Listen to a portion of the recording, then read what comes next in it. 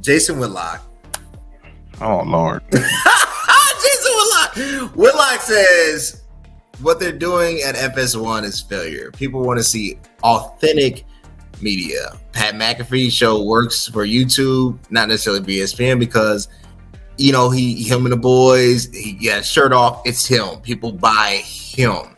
Where Undisputed is dated, he's not making rap beats with Weezy, right? Is there any truth that content that doesn't have authenticity is commercialized and nobody wants to watch it? I mean, I feel like it's everybody got a place for what they like.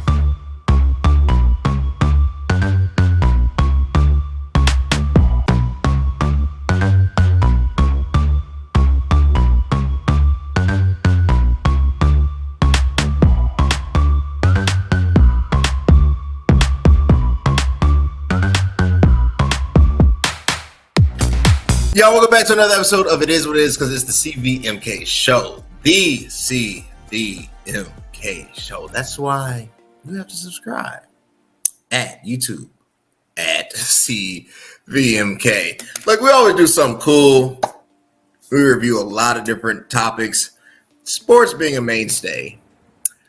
But sports is not just one thing. Sports is life. Like ball is life, sports is life. And there has been a lot of iconic sports movies. So on this show, we're going to review the greatest sports movie of all time. Of all time. Can you guess what it is?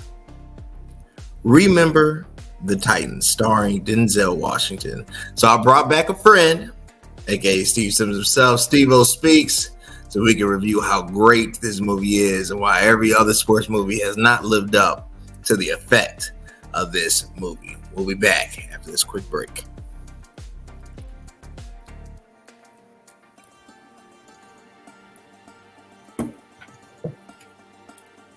Devo, what it is, man? What's the word, man? We are here in full effect. This is what we do, man. It's a Saturday. I'm on my Pat McAfee. He can show the arms. I'm going to show the arms, too. He's not the only one in the gym, You want to show the nipples, we can go there. Yo, I want to talk about the greatest sports movie of all time. There's a lot of sports movies. Above the Rim, which I thought about doing. Because I saw a clip, with Tupac and Shep, and I was like, I don't know. You have White Man Can't Jump, another great one. You have Air Bud, not so great. Bending Like Beckham. Air Bud. You have Ali. You have George. And the list goes on and on and on and on. But there's only been one sports movie that's ever been Oscar worthy, and that is Remember the Titans. Steven, first question to you is Remember the Titans the greatest sports movie ever? It's definitely in my top 3. Like, you could argue that it could be number 1. There's not too many movies, especially in the sports genre, that hit as much as in the chest as much as that. It dealt with not just football, which I think is why one of the reasons why it's so great.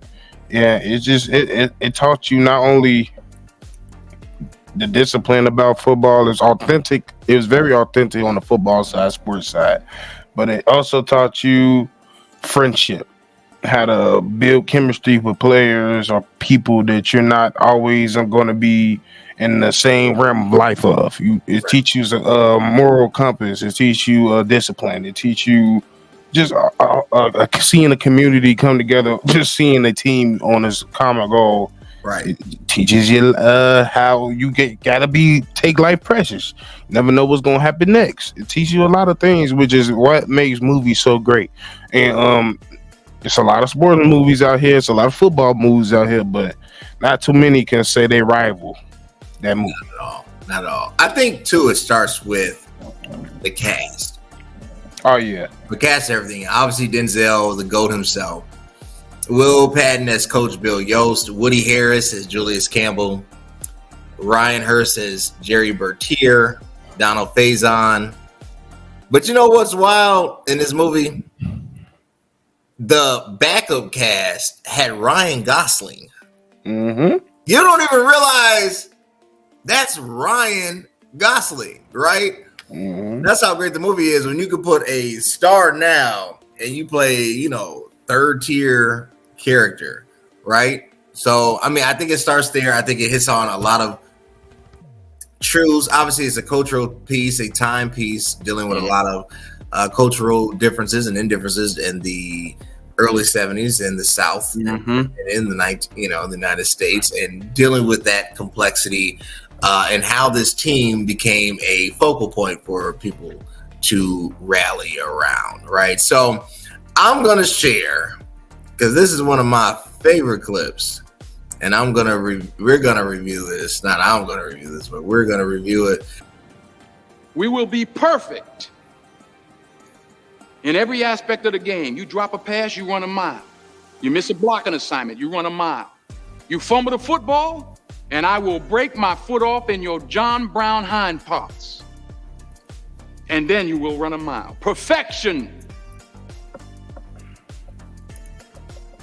Let's go to work. Can you even coach like that anymore? Yeah. You think so? Yeah, you still got your like Dan Campbell's and people like that in the league. Like you still got it. Like, don't get me wrong, you still got some owners that's such as the Chicago Bears that probably don't like the coaching like that. But they still try to weed out some of the old people because some of the old guys can't go a little bit overboard. Yeah. Urban Meyer, but but yeah, regardless of the fact, it's just too many people that been indoctrinated in the old school, so it would never leave them. So it's just you still see it's not as much, but you still see very few Mike Tomlins and people of the world that can give you a speech of that nature. Coaching matters, right? Especially in football. Especially in football because it's a team sport and no one person can will themselves across, the other 11, right? So I totally agree. I think you have the Mike Tomlins. I think there's a lot of great coaches, and I think there's some not so great coaches, and everybody has a different style of leadership. Right. Like Eberflus from the Bears, or some people are saying Billy Donovan. Definitely. From the Chicago Bulls. Definitely. But then you have coaches that make lasting impacts, as you hear the sirens, because this is Chicago. It wouldn't be Chicago if you didn't hear sirens. Make lasting impacts on teams like Harbaugh. I can never pronounce his name. Is it John? Harbaugh. Don't say it. You see, I think it's the G and the H that's messing with you. Yeah. Just imagine ball. It's Harbaugh. It's like Harbaugh. Yeah, Harbaugh. Yeah. Harbaugh. Yeah, perfect. Harbaugh. I don't even sound right. That's why you got to think ball at the end, but it's not spelled that way. Like Harbaugh. Yeah, perfect. Or John, Coach John. John Harbaugh. Yeah. They won today. Ended up beating Maryland. Is this a you guys got it wrong move? I mean, obviously you want your team to win, but wrong as in the suspension. I mean, if you got caught, you got caught. But at the end of the day, like they trying to make this big old thing, like bro, everybody cheats. Like, everybody cheats. Like it's really what it is. Everybody cheats. It's up to you to be able to.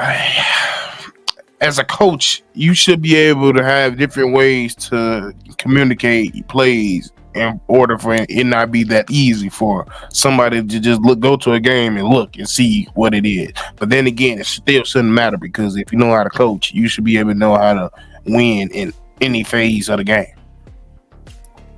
True enough.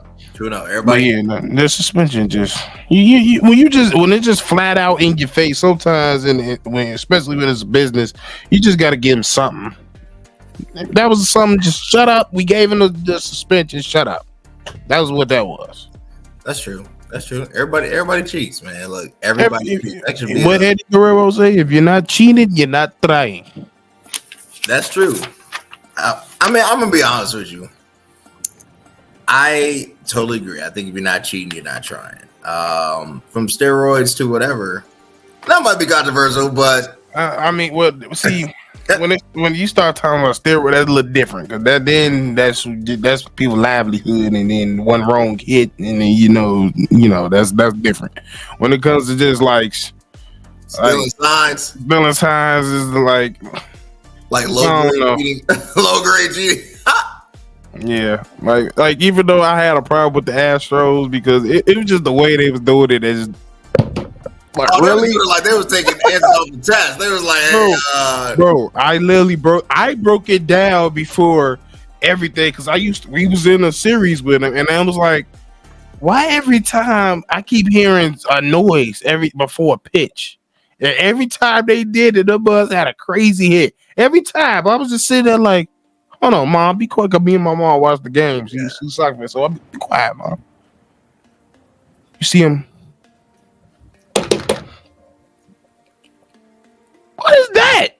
Bro, they was doing it like back in school. They were like, if the answer is A, knock on the thing. I go to death twice, bro. I was in the back. The bug was in the back bringing garbage cans. Somebody was just with a back. Boom, boom, boom. That's a strike. That's a strike too. But my thing is like, okay, that's that. Like, if you want to compare the two, he going to game doing his own due diligence and be like, okay, they doing such and such and such as that. To me, if he can sit there, like, I'm pretty sure it's some rules that you just can't go to other teams and watch what they're doing. But if it's that easy, that's your fault. Versus the mugs had a camera. Like, now you just that's all right. Now you going over you using technology and stuff. That's cheating. That's cheating at that point. Espionage technology. That's a cheating. That's like tier 2 cheating, tier 3 cheating.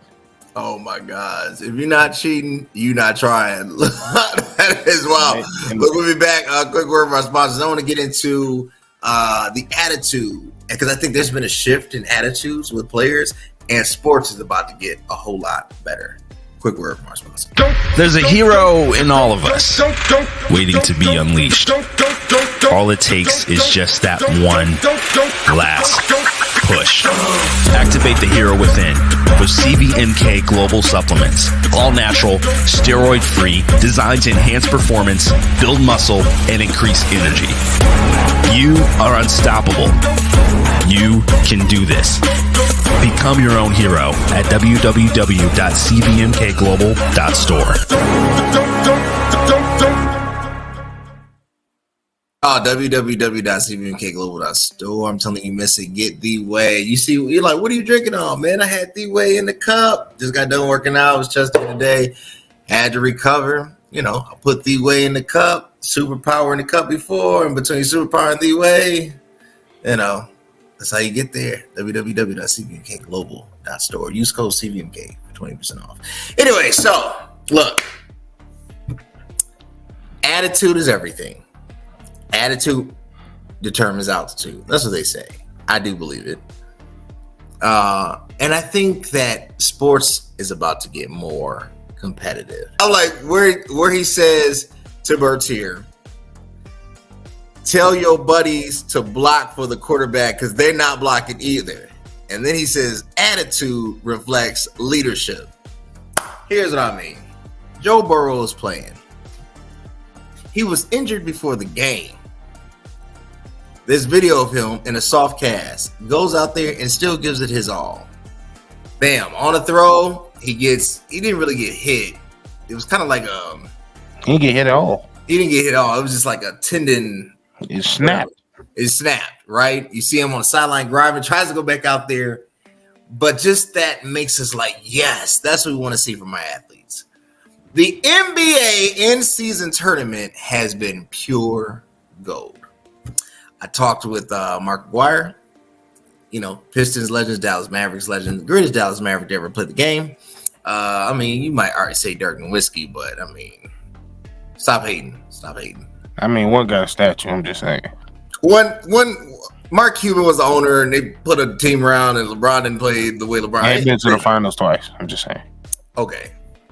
All right. Whatever. That's fair. All right, Dirk. Man, the NBA in-season tournament. He is really entertaining. He's really competitive. He's like, I think the NBA has figured it out. They put money behind what they wanted to accomplish. That was the incentive. People want to see competition. I said the suspension for Draymond was too severe, not because I advocate violence. It's because I don't advocate violence. I advocate competition. It was the perfect example of when people compete, when people are going at it, sometimes out of emotions, actions arise that don't necessarily reflect who they are as a person, but it is pure joy to the viewer. Have we entered into an era where sports will be competitive again? I don't know, because they keep finding ways to make it less and less competitive. Because they just keep, even then, you see that they suspended him with the quickness. I don't like to be the one to bring up the 90s, but in the 90s, this is just an altercation. Okay, can play basketball now. You gotta go, tech. Y'all probably both getting texts, that's about it. But now, I feel like it just depends on the mindset of the players. I think you're starting to get an influx of young players and other players that's just as aggressive as the players of old. And that's really, I feel like, is the swing of things. Yeah, you added the money aspect, which we all know. If you add some money to some of these players, I forget who it was. I think it was Jabari. Jabari already came out and said that half of this NBA don't really love basketball like that. They doing it for a check. Right. So, and the result is showing. The first time we see the most altercation in one day was a preseason a week or time of the week. Right. And hey, and that's what I like to see. I like to see confrontations because it's needed. That means it show me that you care. I'm sorry, I'm not one of those people that likes all the high fives and everything, especially when you're losing or it's in the middle of the game. You shouldn't be high fiving or smiling about nothing. You in the middle of the game, high five and smile when that buzzer go off. But until then, y'all in the battlefield, y'all between the lines. I don't want to see that. And I feel like, especially in basketball, you can start getting it if they stop disciplining them so heavily on that side. Like in football, it's always gonna be right there because all it takes is one hit that you don't like, and you be like, all right, you ain't got to do that. Right. And that's always gonna be a competition. With basketball, it's just like it. Sometimes you see it took a game to cause that. A game they had a previous night to cause that, and that was to spark the competition. So if you just chill on trying to discipline them so much because y'all got this malice in this palace, dog, that happened 15 years ago, and that was y'all fault because you decided to only have 2 cops in the whole building. That was your fault. Do you really think the malice in the palace was the organization's fault? It was the NBA fault. There was no way in Detroit, Michigan, or they weren't even in Detroit, Michigan at that time. Auburn, and ain't no way in any state, any NBA, I'm having 2 cops in a stadium. You crazy. You are crazy. 2 versus what? How many is in 25,000 people? Right.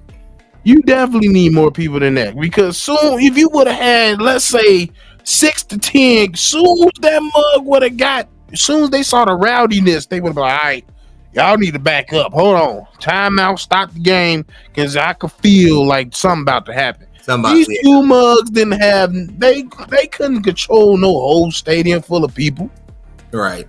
And once that one bit took off, it was over. Soon as if you had more, because I'm pretty sure once they seen that first cop going and got that first dude out there, it wouldn't been all them other people throwing beers.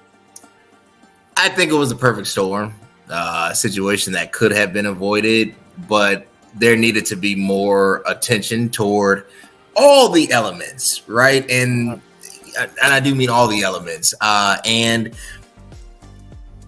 they did not get ahead of it, and it got ahead of them, and it spiraled out of control. Which is just the truth. It is what it is. You're right. It spiraled out of control. Gilbert Arenas says this: today's NBA is better.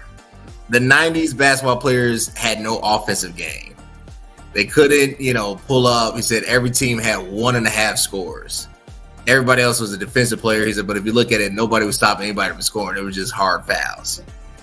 Is Gilbert Arenas correct when he says today's NBA is better than the 90s? I won't say it's better. I say it's more entertaining because there's way more entertaining players and there's way more it's way more access to watch other people's games and stuff like that. Yeah. But to me, it was way more competitive compared to today's game. It don't get competitive to the playoffs. I see playoff basketball. Even growing up in my time period, I think everything kind of switched after the 2011 season. You were still seeing games ended at 80 and 90 points because they played defense, because they was playing for real. And it's all because they switched it. Now these whole new dudes coming in talking about, well, I don't want to get hurt, so I ain't finna play with all my all during the regular season. I'm gonna try to do it all and try to give my all in the playoffs. And to be honest with you, we've seen a few good playoffs over the past, or finals, or whatever you want to say, over the past few years. But compared to the 90s and early 2000s, to me, those was just a little bit more memorable. I remember the Heats and the San Antonio's in the 2010s. After that, I didn't too much care about watching LeBron and Steph afterward, even though we did in that 2017. That was crazy. Right. That finals, that was crazy. But after that, it was just everything else was cool.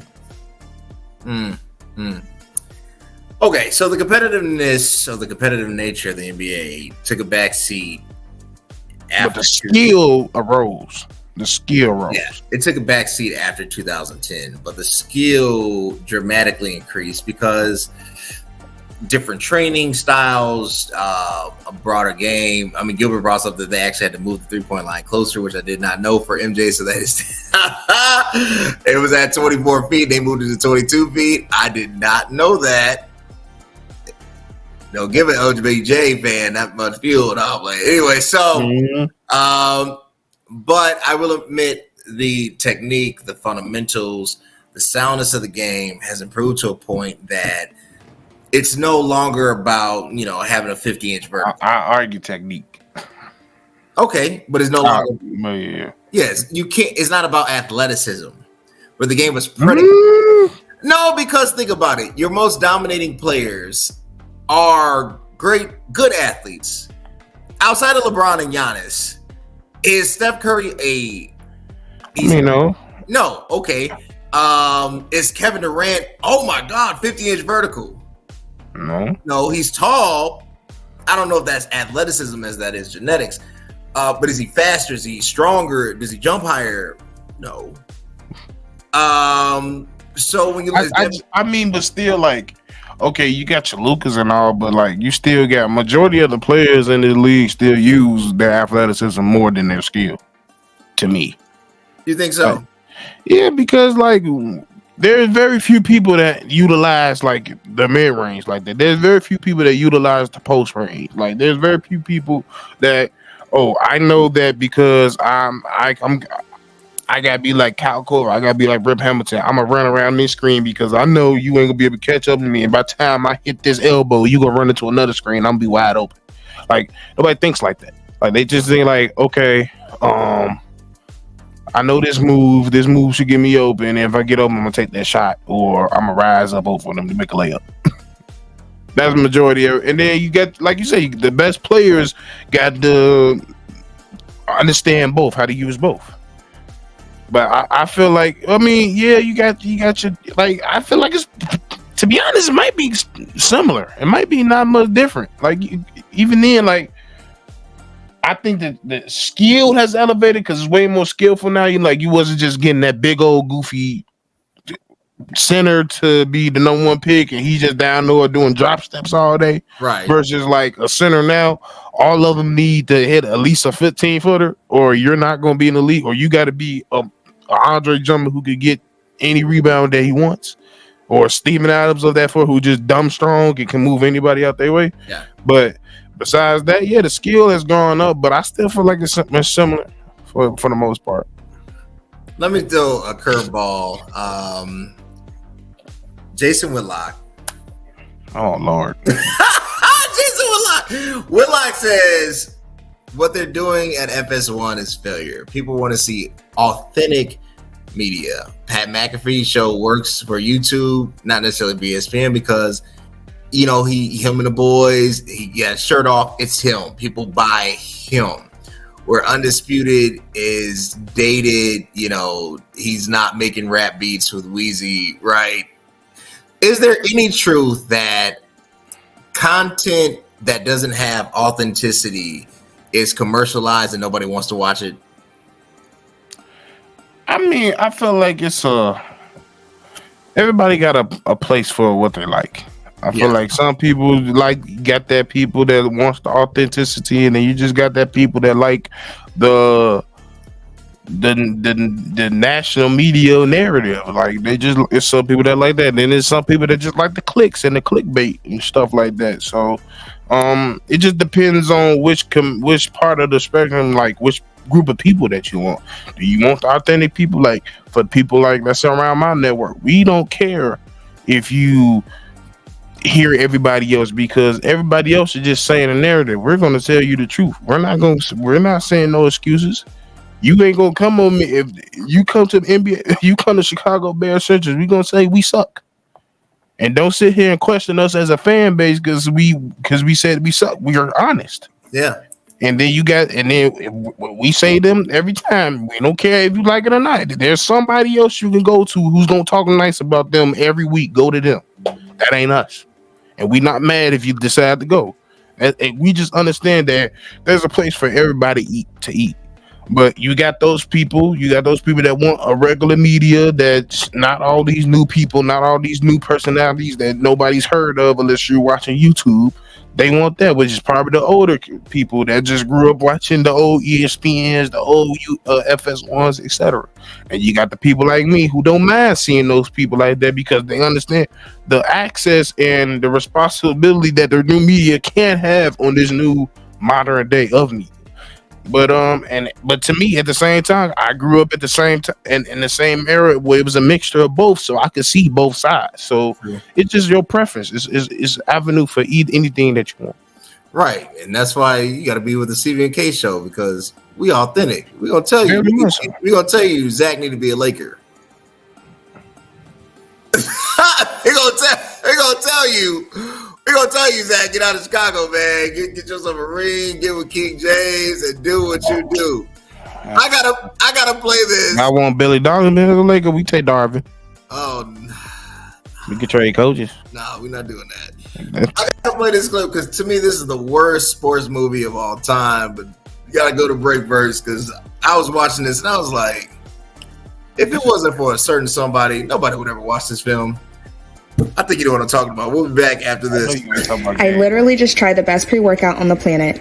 With Superpower pre-workout, you have increased focus and a power boost every single time you work out. It's not only packed with 225 milligrams of caffeine, but it also has citrulline and creatine. It's insane how much energy and focus I had during my workouts. If you're ready to take your workouts to the next level, then ditch your current pre-workout and get the Superpower pre-workout to be your own hero. www.cvmkglobal.store. Get Superpower, get Warrior Thirst. Get it how you live, but get it today. You will not regret it. I got to share this because this to me is the worst sports movie of all time. I'm going to fast forward to the good stuff after this commercial. All right. Hold on. How you doing this, man? It's only a game. Not to me. Come on. Dwayne Martin. Leon. Doc. That's the ugliest jumper to this day. It is. Don't worry about Woody it. Harrelson. Come on. That is definitely a foul. What the fuck is that, man? Take him out the game. Come on, you gotta be kidding. This here's a man's game. Good no call, ref. Mozo, come on, player, come on. Don't lose this for me.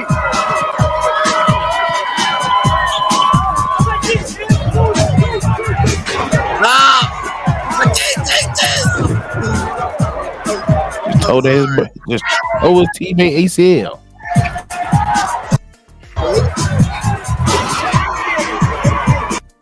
Let's go, let's go. Look at Leon dunking on an 8-foot rim. Just put up.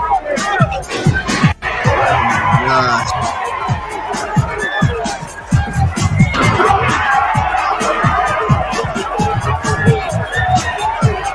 How many times he gonna keep doing a mid-range shot and nobody's gonna defend? Okay, this is why I gotta stop.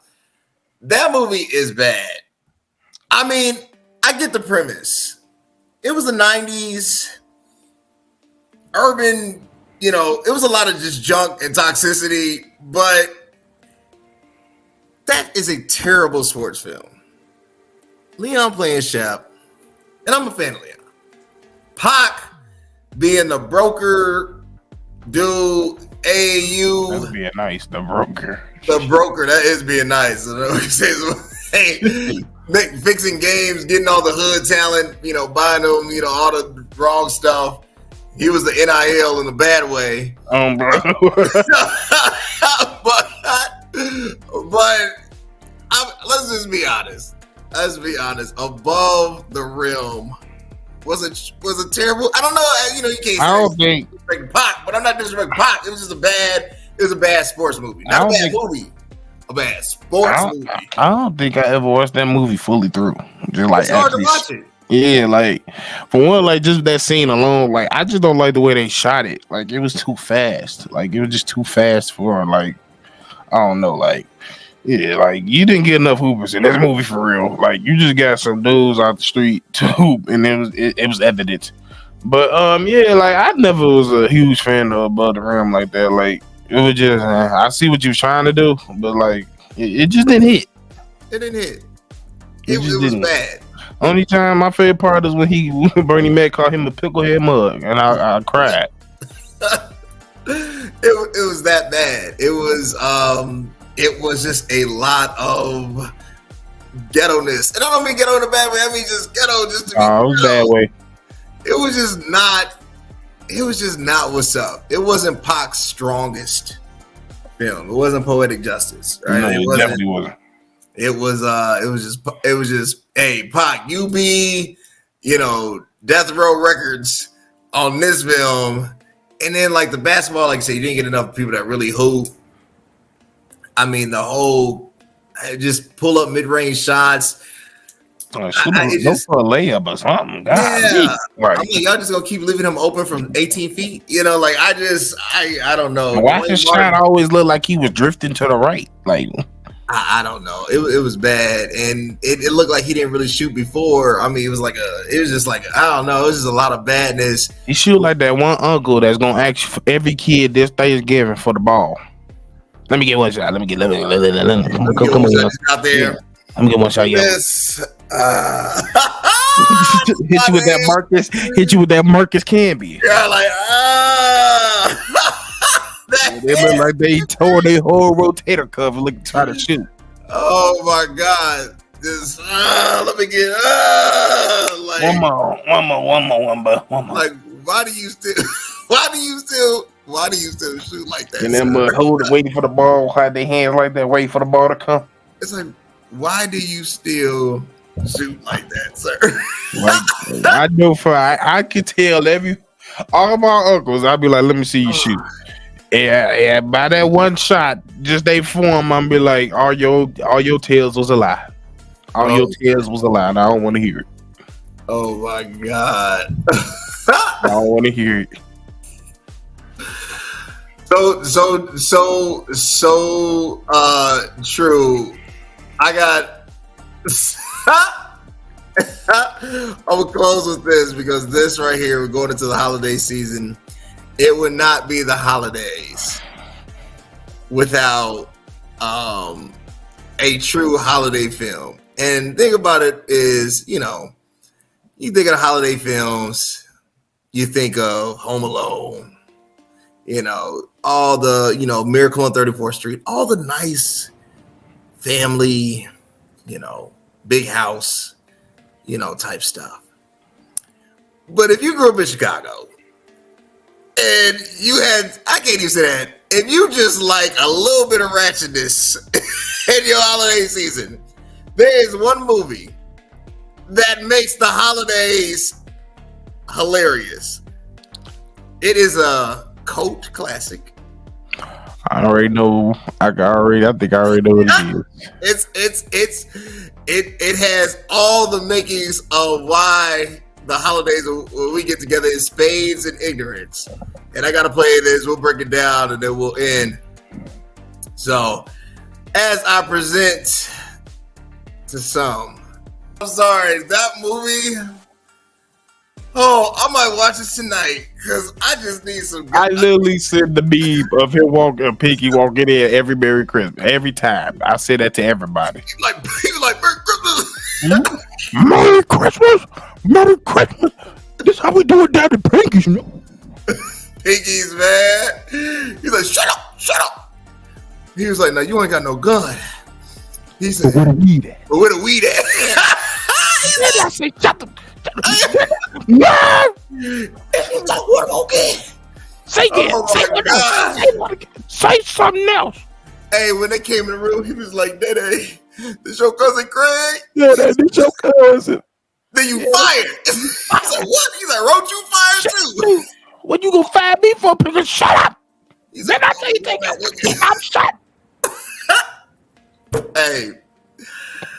Oh my God, Steve-O, man, where can they connect with you? Hey, follow me at Steve-O Speaks on everything, NBA Central, Bear Central, all that. Y'all follow him and it goes down, man. Look, it wouldn't be the holidays without a certain level of ratchetness. You need some laughter in your life. I'm being so serious. You're right, stop being so serious. Go watch Friday After Next. It's not going to accomplish anything, but you're going to feel better about you. And if you want to keep seeing amazing content, you know what you got to do. YouTube at CVMK. www.CVMK Global, where it goes down. Best products, best protein, best pre-workouts, best creatine, best BCAAs, best everything. Instagram's EVMK_global. It is what it is _show and CVMK33. And until next time, guys, thanks. If you think exercise alone got me looking like this, well, think again. CVMK Global Super Thick got me right. I'm obsessed, and yeah, I won't stop talking about it because it helped me grow in all the right places. Its creatine provides a fast and reliable way to increase your power, size, and shape, and it's scientifically proven to help you reach your physical goals in a safe, controlled manner. So if you want to increase muscle size, pump, and thickness in your muscle groups, you need Super Thick.